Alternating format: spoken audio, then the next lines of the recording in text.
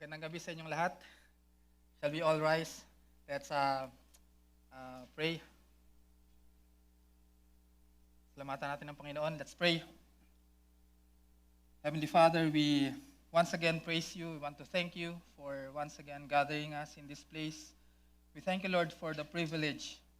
Salamat, Lord, dahil isang napakalaking pribilehiyo na kami po ay magsama-sama at mag-gather na wala pong mga abala sa amin. That we can gather peacefully to study your word, to be blessed by your word, to be convicted of our sins, to be comforted by your word. We thank you, Lord, for the presence of everyone. And most importantly, we want to thank you, Lord, in advance for your words. Salamat, Lord, sa inyo pong mga salita na patuloy na nagpapalakas po sa amin, nagpapaalala po sa amin pong kalagayan po sa inyo pong harapan. We thank you, Lord. May you be glorified this afternoon. In Jesus' name we pray. Amen. You may be seated.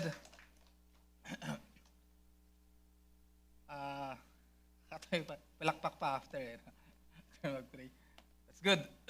So, my topic tonight is children of God. So, ito yung topic or doctrine, let's say doctrine or topic na mas magandang i-enjoy, i-experience. Kesa, maganda rin siyang pag-usapan, definitely. Maganda. Pinag-uusapan niyo ba sa family niyo kung gaano kayo ka-privilege na kayo ay, Peter, ano mo, surname mo? Peter Presco? Presco. Pinag-uusapan niyo ba, may ilang siblings kayo? Dalawa lang kayo, ang dami niyo no? Kuha ko na marami. Sino yung mga nasa 5 yung niya, siblings? 5 sila magkakapatid. Ayun, meron. Si Bonnie. What's your surname? Manuel? Wow, first name na, surname pa. Bonnie Manuel.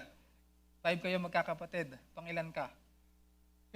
Pinag-uusapan niyo ba sa family niyo yung na parang, wow, mga Manuel tayo. Mga anak tayo ng mga Manuel. Pinag-uusapan niyo ba? Kasi it's yung maging member ka ng isang family, it's something that you experience. Ideally, it's something that you enjoy. Diba? If you have a family. And to those of us na walang family, medyo malungkot yun. Pero merong family of God. Yun yung topic ko tonight There's such a thing as a family of God, kaya merong children of God. Walang children kung walang family. Pero hindi natin yung masyadong pinag-uusapan yung being children of Ako Toledo family. Hindi natin yung masyadong pinag-uusapan. Parang you just accept it, mga Toledo tayo, then you enjoy yung pagiging yung family na gano'n. Pero really, this topic is something that gusto mo lang siyang i-enjoy. If you are a child of God, if you belong to the family of God, it's something that you want to enjoy, you want to experience. Kaya, sinabi ko lang yon kasi napapangiti ako pag nag-uusapan yung children of God Sabihin ko kung bakit. So let's make this a light. Hindi ako magsisermon sa inyo kasi children of God So lalagay ako dito sa inyo, magkakapatid tayo sa Panginoon. Tayo mga magkakapatid sa Panginoon, we belong to the family of God. We are all children of God. Dalawang klase lang yung, there are only 2 kinds of people in the world. Those who belong to the family of God and those who do not belong to the family of God. I hope that it's no longer a question in your mind whether you belong to God's family. Nung una, kine-question ko rin yun. And whenever I think of it, dun papasok yung parang matatakot ka. If you question, am I really God's child? Do I really belong to the family of God? Kakabahan ka nun, nakakatakot yun pag hindi mo yung nasagot. I hope that is already settled sa mga previous na mga sermons ng ating mga pastors. I hope that you are no longer questioning whether you are a child of God. Wala na dapat ganong fear. Dapat ang niro-ruminate na ninyo, ang pinag-iisipan na ninyo is the fact that you do belong to the family of God. Yun yung mas hindi siya nakakatakot Pero parang nakakaba din siya in a sense because this time, it's no longer a question whether you belong to God's family, but that I do belong to God's family. So yun. Kaya yung sinabi ni Pastor Vince sa sermon niya, yung mga responsibilities ng mga kaakibat if you are now a child of God. So may mga privileges and at the same time, meron din mga responsibilities, mga obligations. But sabi nga ni Pastor Nick, kahit na matigas na ulo kang anak, ang kagandahan kapag anak ka pa din. No? Anak ka pa din eh. Sabi ni Pastor Nick, mag-sorry ka lang, okay na ulit. Di ba? Parang ganun. So, parang mga obligation. So, babasahin lang natin uli ito dahil napaka-rich na itong book na ito at saka verses. So, I hope na hindi pa kayo nagsawa na lagi itong nag-uusapan. So, Romans chapter 8, verses 15 to 17. Sabay-sabay lang natin basahin, mga kapatid ko sa Panginoon. Ready, begin. Verse 15. For you did not receive the spirit of slavery to fall back into fear, but you have received the spirit of adoption as sons, by whom we cry, Abba, Father. The Spirit Himself bear witness with our spirit that we are children of God. And if children, then heirs, heirs of God, and fellow heirs with Christ, provided we suffer with Him in order that we may also be glorified with Him. Kung isa-sum up natin, yung mga messages tsaka yung message ng verses na yan, I can sum it up with that sentence, that we belong to the family of God. Do you know how hard it is para ma-adapt sa Philippines? If you want to adapt, or if you want to be adopted, in the past it was very hard. Because yung adoption before is it's a court process.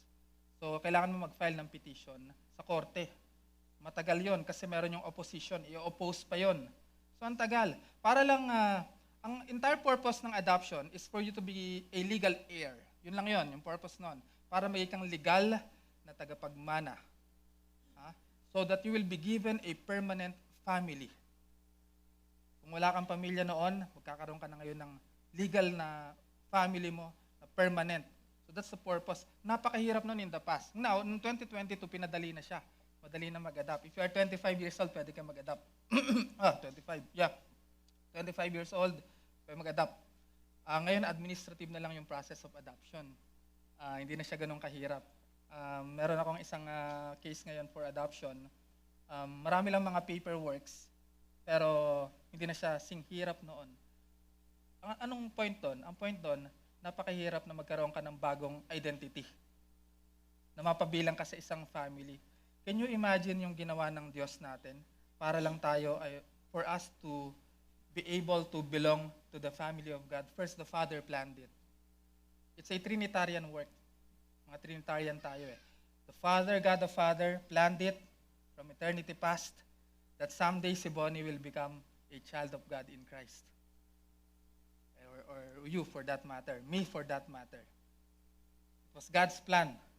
And then Jesus Christ accomplished it. And the Holy Spirit applied it. Now the Holy Spirit is telling you. There's no other evidence para malaman mo na anak ka ng Diyos. The Holy Spirit will tell you. He will affirm to you that you are a child of God. Kapag nako-convict ka, dati hindi ka nako-convict. Ito yung magandang ebidensya na anak ka na ng Diyos. Kung dati hindi ka nako-convict, kapag may ginagawa kang kasalanan, ngayon tinatanong mo na kung tanggap ka pa ba ng Diyos pag nagkasala ka. Diba? Kapag dati may lumalapit sa akin, Pastor, nagawa ko na yata yung pinaka-kasalanang hindi na pwedeng patawarin ng Diyos. Tapos sobrang nanghihina talaga. Yung talagang hinang-hina kasi hindi niya parang feeling niya talaga, hindi na siya katanggap-tanggap sa harapan ng Diyos dahil sa kasalanan. Na-feel nyo na rin yon before? Para lahat yata tayo no? Parang ako nga nun dati, binangungot pa ako Tapos sobrang tindi ng mga kasalanan ko, parang, siyempre, nung kabataan ko rin, nung kaidaran nyo ako, para rebelde tayo, di ba?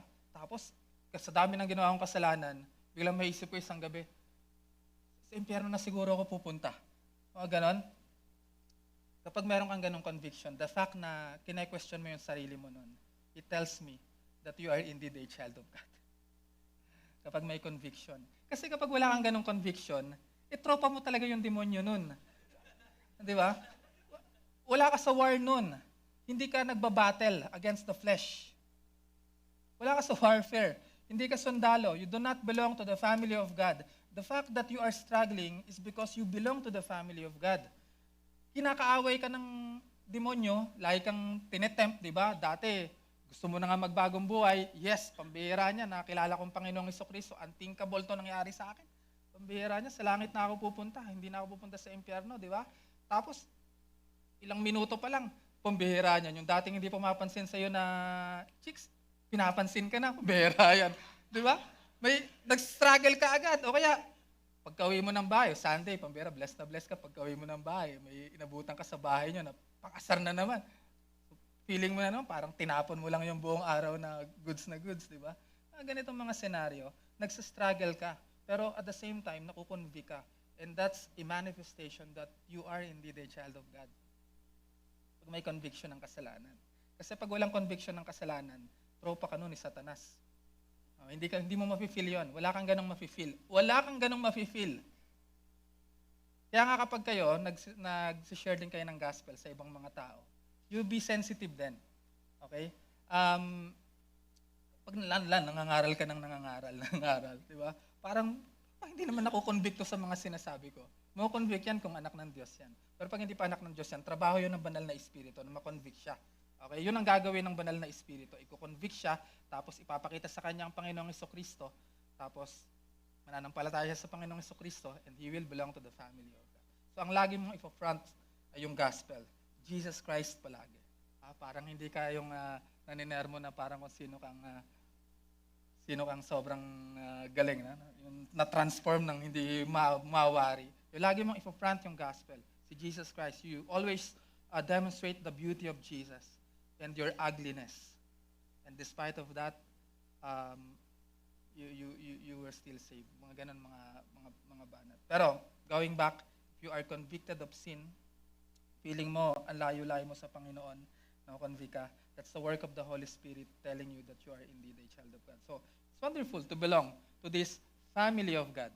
Okay? To be called children of God. Hindi siya madali dahil nga it was planned by the Father, it was accomplished by the Son, and it was applied by the Holy Spirit.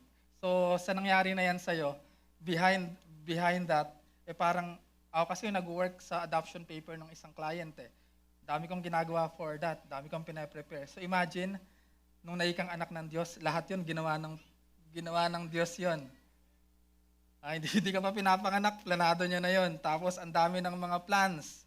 Pag binasa mo yung Bible, entire plan yun ni Lord para one day, you will get to know the Lord Jesus Christ and you will belong to His family. Na I hope that you really appreciate na nandiyan ka sa ganyang kalagayan. So, ayan, to sum it up, we belong to the family of God. And because we belong to the family of God, we call God our Father, we have a future glory. We have a future glory. Ito yung nangyayari kapag na-adopt ka, okay, sa adoption process. Noon, pati ngayon. Una, you will be given a new name. Alam nyo ba yon? Pag nag-adopt kayo, bibigyan kayo pwede kayong mamili, yung adopter, pwedeng mamili ng bagong ipapangalan sa'yo. Tapos sa kanya manggagaling ako kasi dahil magkakaroon na kami ng first baby namin, lagi na namin iniisip kung ano yung ipapangalan namin sa may anak namin. Exciting yun. Di ba? Can you imagine? Magpapangalan ka ng, ng anak, ng bagong tao na anak mo, tapos bibigyan mo siya ng pangalan. Kaya sana, bigyan kami ng wisdom ng Panginoon na yung pangalan na mapipili namin, yung pangalan na tipong yung anak namin, someday ma-appreciate niya. Na-appreciate niyo ba yung mga names ninyo? O parang asar. What will I nag-even? Na-appreciate niyo ba yung mga names ninyo? Yung name ko kasi nagpangalan sa akin yung tita ko. Nakakainis no, kapag yung parent mo hindi ka pinangalanan. Yung nagpangalan sa'yo, nung nalaman ko nagpangalan sa akin yung tita ko. Pero pinangalan naman ako sa presidente ng Amerika, si Ronald Reagan. Kayo hindi ko alam kung kanino kayo ipinangalan. I hope na talaga yung mga nanay-tatay ninyo, they lose sleep, nag-away pa sila, di ba? Tapos kung ano-ano pang kinonsult nila sa internet, tinignan nila, tapos kung may chat GPT na yun, mag-chat GPT pa yun, di ba? Ngayon, sabi nga ng mga kaibigan ko, pangalanan mo yan na si Grok, pabira si Gemini, kung mga pangalan ng mga AI. Pero exciting siya. So yun, that's one of the things that will happen when you are adopted. You will be given a new name, you will be an heir. May ikang tagapagmana. Yun na yun. Kung dati, ampunin ko to si Bonnie, may iging tagapagmana ko to. Kaya lang, sa ngayon, ang may papamana ko pa lang sa'yo, katalinuhan, kagandahang lalaki, mga ganon. Ang may papamana ko sa'yo, mga intangible. Para tayo mga assets na may papamana pa. Pero imagine, kung ang nag-adapt sa'yo yung ang Diyos natin. Hindi ko ma-imagine eh. Yung kaya sabi doon ni Paul, di ba? No eyes has seen, no ear, nor ears hath heard what God has planned for those who love Him, for those who await for His return. Hindi ko ma-imagine yung inheritance natin eh. Kasi ako, siguro katulad nyo ako, yung parents ko, wala rin masyadong naipamana sa amin. Kaya ako iniisip ko, sayang no? Kung yung mga parents ko namili ng mga properties noon, bumili ng mga lupa, nung ang panahon, yung lupa pa lang, piso pa lang per square meter. So Marikina, there was a time, piso lang yung per square meter dito. Can you imagine kung yung parents ninyo, naisip nila someday, maipapanganak ito si Peter. Bibigyan natin to ng mga 10 hektarya. CR niya pa lang. Kusina niya pa lang. Diba? May ganun kang mama. Ako so walang ganung mamanahin. Pero proud pa din ako na, na may ibang pinamana sa akin yung magulang ko. Yung hindi mga material na bagay. Takot sa Diyos, mga ganyan. Yung pananampalataya nila, yun yung mga pinamana sa akin eh. Sabi kayo sa akin, tayo mas magandang edukasyon, mga ganyan, mga pamana. Pero maganda rin kung may mga lupa, di ba? Mga apartment, mga ganon. Para nung nag-asawa kami, hindi na kami magre-rent, di ba? May sarili kayong bayat lupa. Sarap ng buhay. Ma-appreciate mo yung family mo na, wow, mahal na mahal kami ng parents namin. Pinamanahan kami hindi na kami nahirapan mag-adjust. So yung mga earthly parents natin, and by the way, yung relationship natin sa mga earthly parents natin ay time-bound. Merong hangganan dito sa lupa. Pero inilagay tayo ng Diyos sa isang relasyon na hindi time-bound. He made us to be part of a family that will endure forever, for all eternity. We belong to a family that will endure forever. Yun yung klase ng relasyon na ipinasukan natin. Isang relasyon na panghabang buhay. Kung hindi na natin pinag-uusapan, hanggang kailan ba yan? Kuya Ronald, 100 years? We don't talk about X number of years. We are talking about a relationship that will extend for all eternity. How long is eternity? I don't know. But for all eternity, we will be children of God. We will be enjoying our inheritance in Christ. So, yun nga, ano kaya itong mga vacant tagapagmana? So, you have a great future. Kahit parang hindi mo nakikita, hindi mo pa nakikita ngayon, pero balang araw, makikita mo ito pala yung mga inheritance mo. Kahit dito pa lang, naalala ko yung sermon ni Pastor Nick, di ba? Sabi niya, nung naging siyang pastor, ito yung mga ipinaranas sa kanya ng Panginoon. Dami niya mga na-experience na mga anak ng Diyos eh. So pag anak ng Diyos, meron talagang great future. Merong glorious na future here and even a more glorious future in the future. Pero yun na-appreciate na ni Pastor Nick yun. Ako na-appreciate ko kung nasan ako ngayon dinala ng Panginoon. Even kayo. Hindi ko nga alam, baka one of you here will become a CEO. Di ba? May kayong presidente din ng barangay. Malaking bagay na yun. Tao pa kayo, malaking bagay na yun. Malakas kumurap yung iba doon. I don't know what will be your inheritance. Anak kayo ng Diyos eh. So you can rightly expect for an inheritance from God. And our God is not a poor God. He is a rich God. To whom everything belongs. Kanya yung politics, kanya yung science, kanya yan na math, kanya yan na arts, kanya yan na music. Hindi ko alam kung, tapos anak ka niya. I don't know what will be your inheritance in the future, but there is for sure an inheritance for you. One of the most famous, if not more famous, one of the most famous adopted child in the world. Do you know his name? Sino isa sa pinaka mga sikat na inadopt lang sa history, na yung pati pangalan ng buwan natin ipinangalan sa kanya? Si Augustus. Si Emperor Augustus. Augustus is the adopted son of Julius Caesar. Si Augustus Caesar. Sa sobrang tindi niya, pinangalan sa kanya yung month of August. So nung in-adopt siya, he was a child. Hindi niya alam, nung he was a child, na merong future na nag-a-await sa kanya, that in the future, he will become an emperor.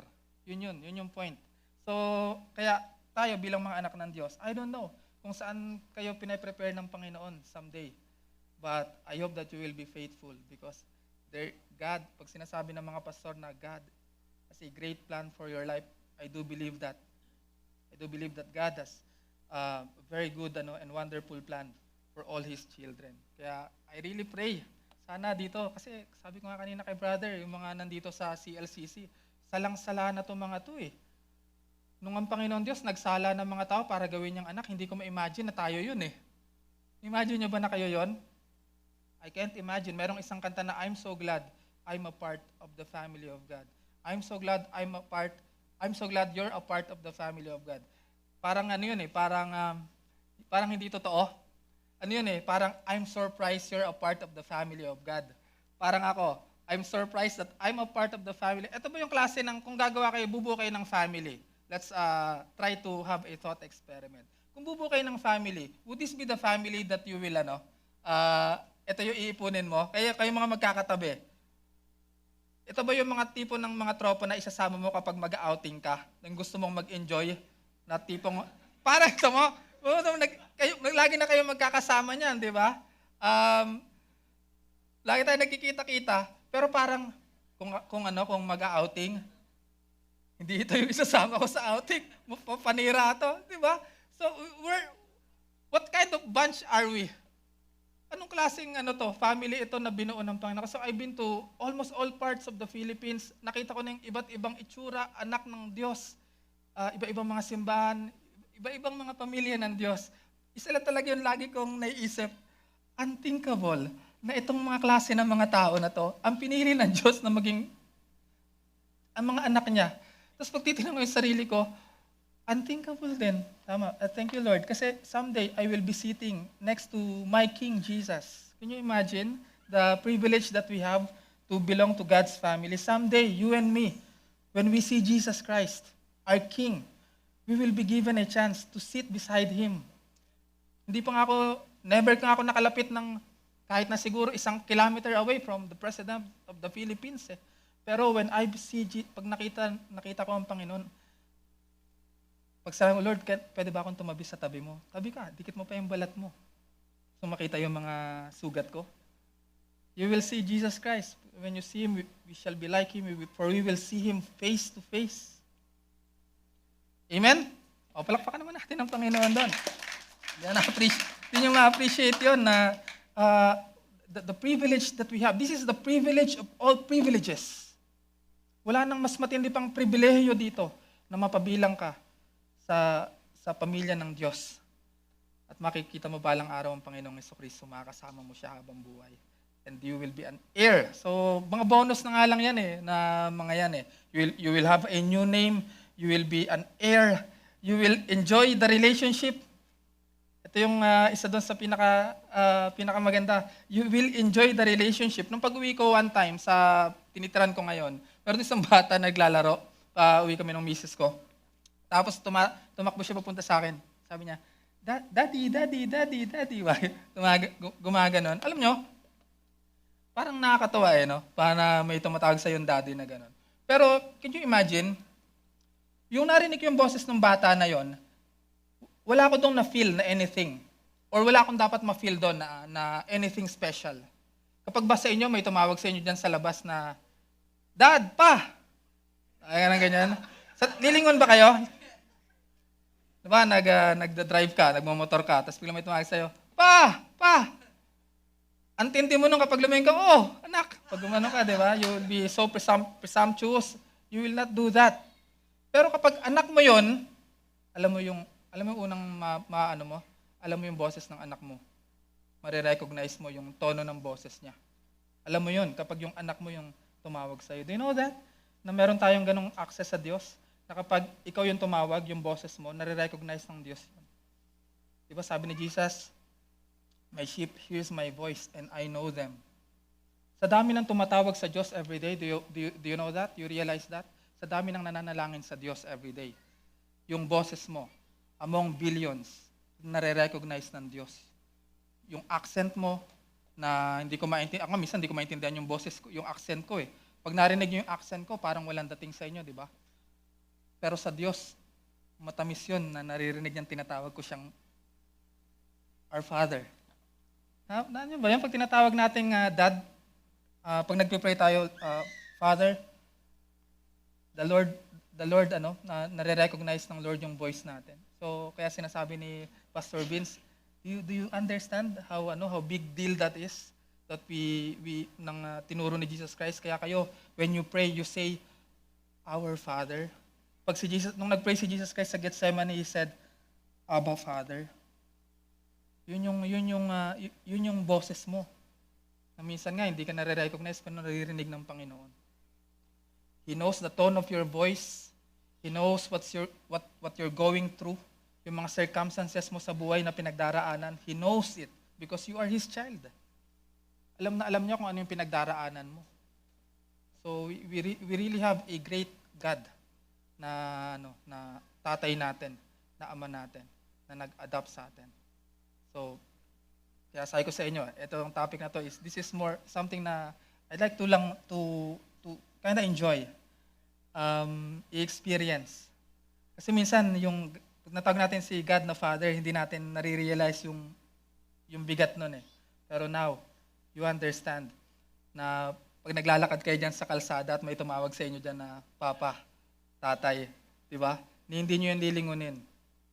Pero kung anak nyo yun, kahit nakatalikod ka, kahit mahina yung boses nun, pag narinig mo yung boses nun, lilingunin mo yun. Yes, anak.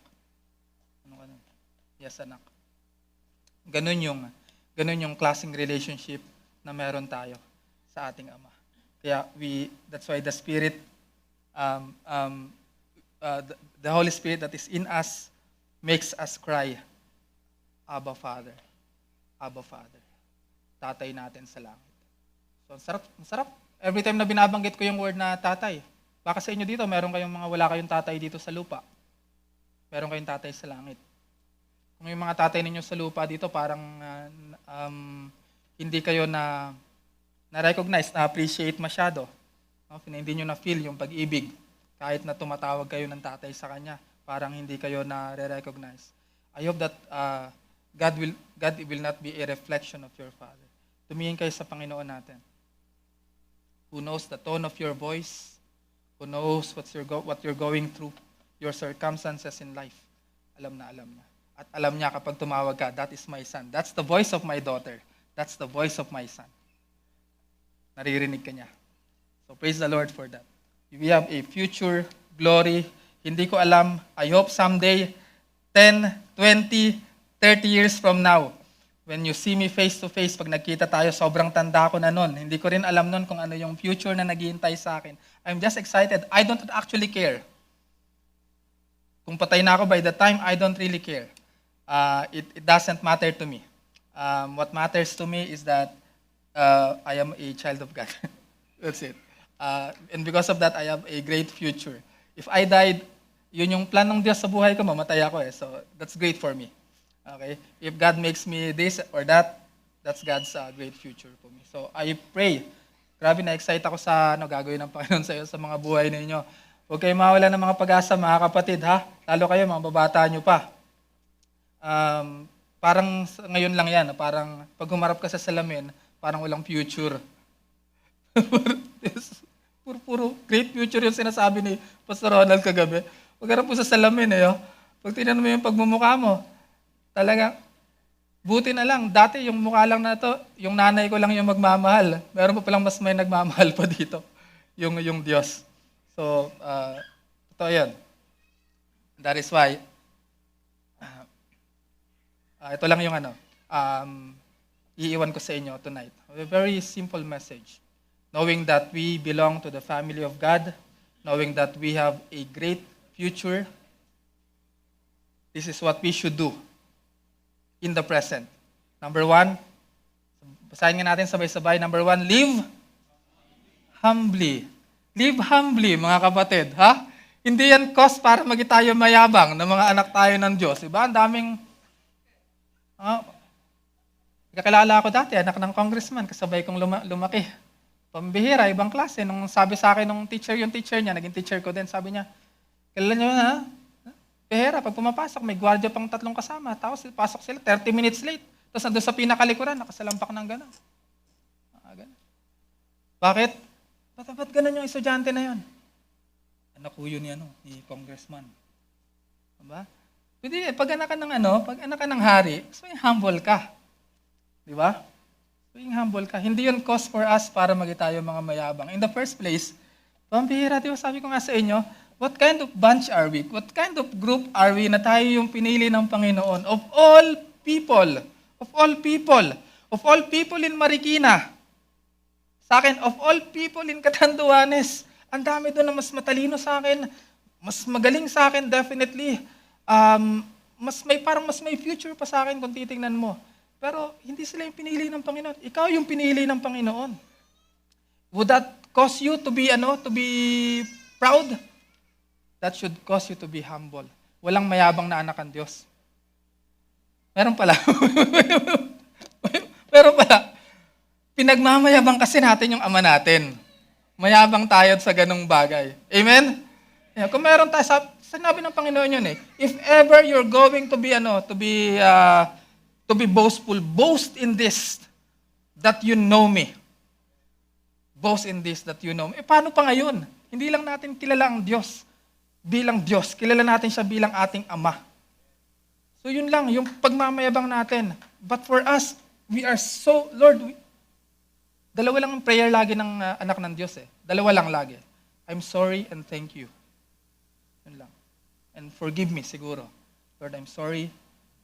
Thank you. But we should be the most humble people in the face of the earth. Because despite of our situation in life, kahit na ganito lang tayo,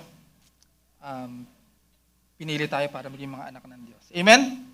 Amen. So, unang ayaw ko makakita ng yung nakainis. May mga mayabang pa naman na nakakainis, di ba? Meron kasi mayabang na nakakatawa. Pero di mga mayabang na nakakainis. Okay? I hope that you will fall dun sa mayabang na nakakatawa. But live humbly. Live humbly, mga kapatid. Alam kong nakaka-proud that we belong to the family of God. But we should be all the more humble because of it. All the more humble because of it. And then number 2, you live. Ito naman. Hindi porket humble tayo, para naman tayo mga talunan. Ha? Wala naman talunan din na anak ang Diyos. So you live confidently. You look at life, the challenges in life, you look at the sufferings of this life with confidence. Amen? Walang anak ang Diyos na hindi confident sa mga kinakaharap niya sa buhay. Exam lang yan, mga kapatid. Pag bumagsak ka, take mo ulit. Di ba? Busted ka, Kotit ka, babae lang yan. O, ganun ba, diba? Para magtotrope. Babae lang yan, pre. Hindi, wala siya yung buhay ko. Hindi ko na kaya mabuhay sa mundo. Papakamatay na ako. Bira yan. Live confidently. Yan ang mukha na yan. Hindi ko alam bakit confident. Pero kapag isinabuhay nyo, kayo mga kalalakihan, lalo kayo ito mga message na that will really, this will really, listen very carefully kayo dyan mga boys.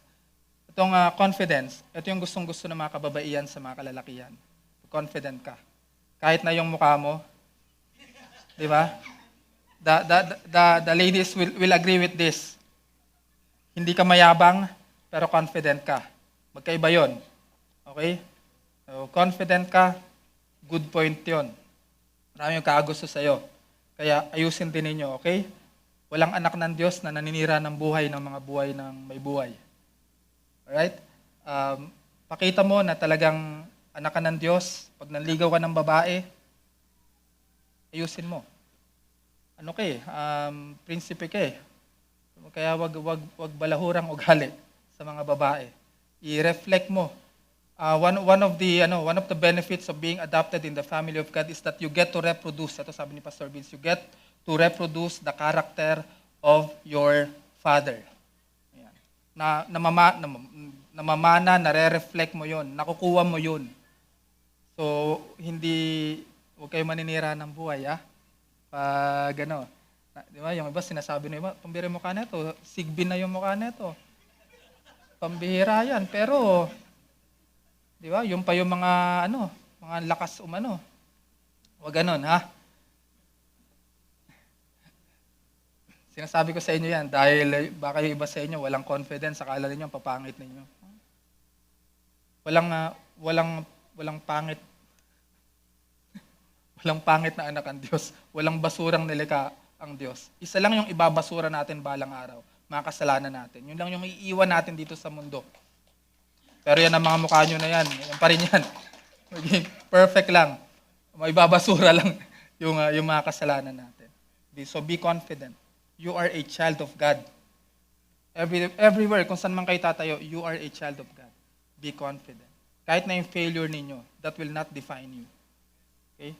That will not define you. What defines you is your relationship, your belonging, your being a part of the family of God. And lastly, you live hopefully. You live hopefully because you have a great future. Each and every one of you, you have a great future. Kahit na bagsak-bagsak ako, pastor, sa mga grades ko ngayon, kahit feeling ko mawawalan ako ng scholarship, if you are a child of God, you still have a great future. Baka kinokorek ka lang ng Panginoon. At sarap nga nun eh. Kinokorek ka ng Panginoon. Bakit? Pag hindi kita kinorek, yung nakalaan ko sa'yo na baka hindi mangyari. So you live hopefully and you live wisely. Okay? Kahit na anak ka ng Diyos, by the way mga kapatid, kahit anak kayo ng Diyos, hindi makikialam ang Diyos sa inyo kapag hawak nyo yung cellphone ninyo at kung ano-anong tinitingnan nyo yan. At lalo kapag gabi na. Kaya hindi nag-i-intervene yung Diyos ng ganon.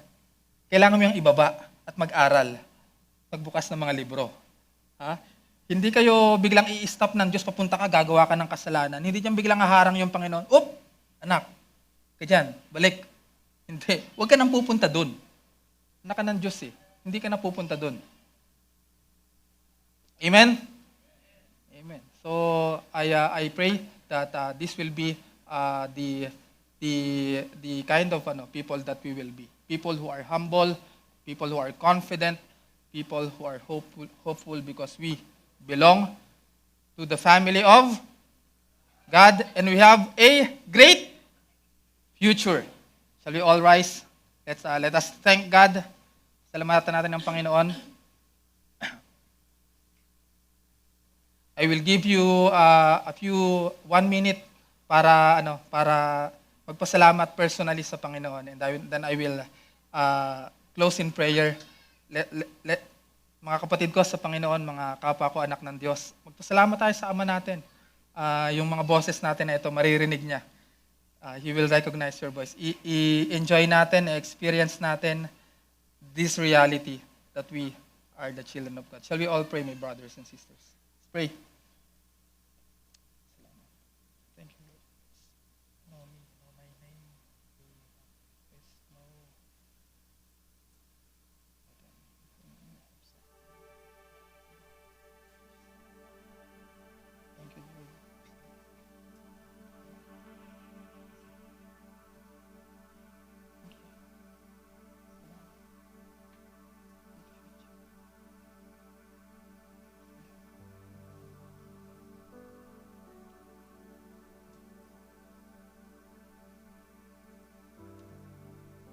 Abba Father, aming Ama, marami pong salamat sapagkat